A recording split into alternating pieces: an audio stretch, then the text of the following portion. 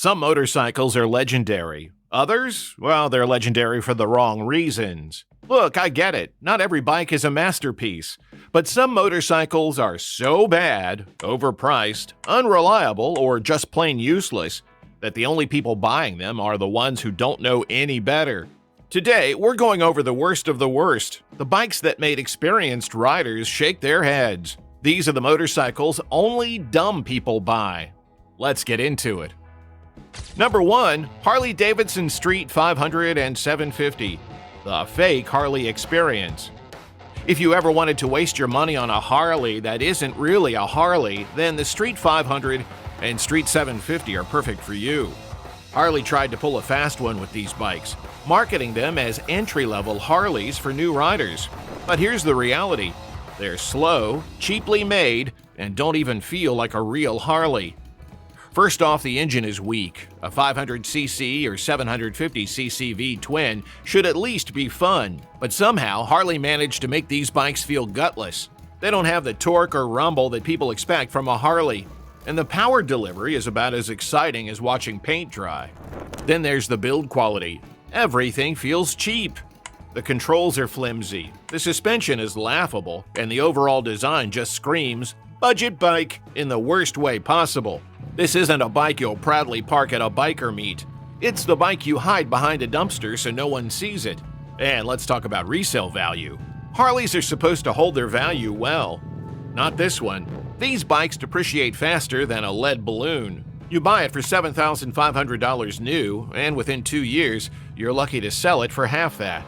Even die-hard Harley fans don't respect their Street 500 and 750. If you want a real Harley experience, just save up for a proper Sportster or a used Softail. Because if you pull up on one of these, no one's mistaking you for a real Harley rider. Number 2, the Honda DN01, the scooter that thinks it's a motorcycle. Honda has made some legendary bikes, but they've also made some of the most confusing motorcycles ever. And the DN01 might just be the worst offender. This thing is a complete identity crisis. Honda tried to mix a scooter, a cruiser, and a sport bike into one, and what they ended up with is a bloated, overpriced, awkward mess. Let's start with the performance, or lack of it. The DN01 uses a 680cc V-twin, but don't get excited, it's tuned for boredom. It makes around 60 horsepower, but thanks to its heavy weight and CVT transmission, it feels like you're riding a detuned lawnmower. And yes, it has a CVT. As in, the same kind of transmission you'd find in a scooter. So instead of shifting gears and feeling connected to the road, you just twist the throttle and wait for something to happen. Then there's the price. Honda sold this thing for around $15,000 when it launched. That's right, $15 grand for a glorified maxi scooter. You could buy a proper sport touring bike, a real cruiser, or even a brand new sport bike for that money. And the worst part? Nobody wanted it. Even Honda fans refused to buy this thing, and now they're basically worthless on the used market. So if you ever come across a DN01 for sale and think, hey, that looks unique, do yourself a favor and walk away. Number 3, the Suzuki Hayabusa, for the wrong reasons. Before you freak out, let me be clear. The Suzuki Hayabusa is not a bad bike. It's actually one of the greatest motorcycles ever built.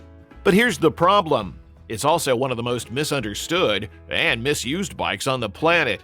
Dumb riders buy a Hayabusa because they think it's just a big, fast sport bike.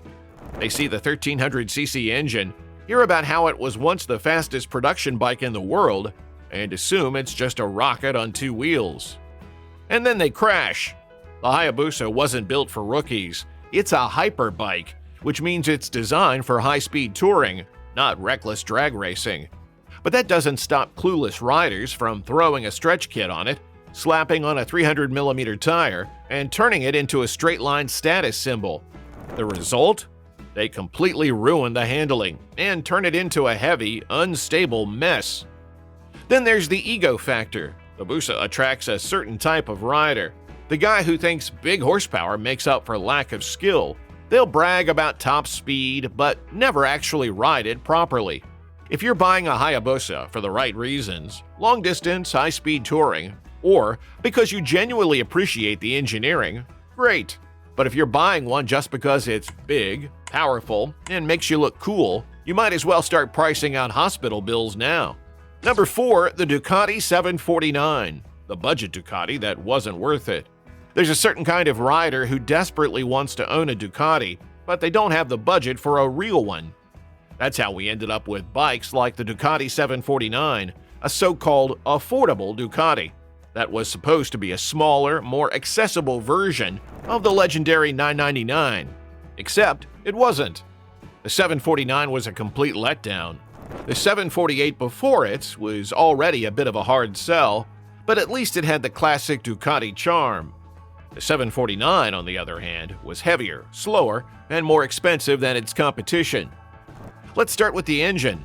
A 749cc L-twin making around 100 horsepower sounds decent. But this bike wasn't fun to ride. It was torquey, but sluggish, and the rev range felt like it was constantly holding back. Then there's the reliability, or lack of it. Ducatis aren't cheap to maintain, but the 749 took things to another level of frustration. Parts were stupid expensive, valve adjustments were a nightmare, and if something broke, good luck finding a cheap fix. Even Ducati fans didn't love it. Unlike the 999, which had a cult following, the 749 just felt like an afterthought. And today, you can pick up one for dirt cheap because nobody actually wants them. If you're dead set on a Ducati, get something worth owning.